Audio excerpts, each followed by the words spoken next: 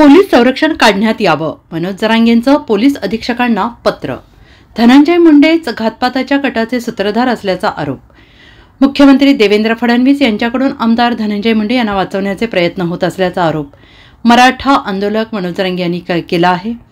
स्वतःचे पोलीस संरक्षण नाकारत आपले संरक्षण काढण्यात यावे अशी मागणी देखील मनोज जरांगे पाटील यांनी केली आहे. आज जालन्यात पोलीस अधीक्षक अजय कुमार बन्सल यांच्याकडे मनोज जरांगे यांचे सहकारी किशोर मरकड यांनी अर्जाद्वारे ही विनंती केली आहे. या अर्जामध्ये आपल्या घातपाताच्या कटाचा मुख्य सूत्रधार हे धनंजय मुंडे असल्याचं त्यांनी म्हटलं आहे.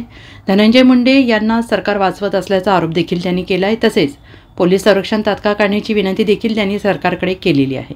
मला काल जरा उशिरा एक गोष्ट कळाली, कारण ती सत्य आहे. त्यांनी जणू अजित पवारांना सांगितलंय की जाऊन तिथं की मला ह्या घातपाताच्या जरांगे पाटलाचे जो घातपाताचा प्रकार केला त्याच्या चौकशीपासून मला वाचवा, मला टाळा शब्द वापरला, टाळा मला त्या चौकशीपासून जाण्यापासून मला साथ अंतर्गत माहिती तुम्हाला मिळाली. हो, मला साथ द्या, मी याच्यावर नंतर करणार नाही.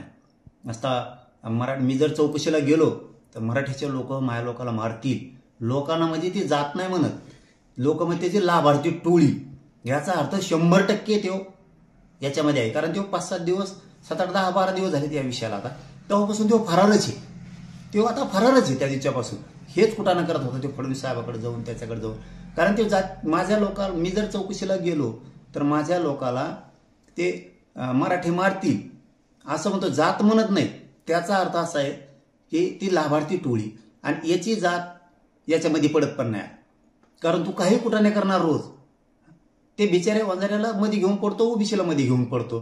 त्याच्यामुळे त्यांनी ती खालच्या स्तराचा शब्द वापरला. आता माझ्या लोकाला मारते, मराठी मला वाचवा.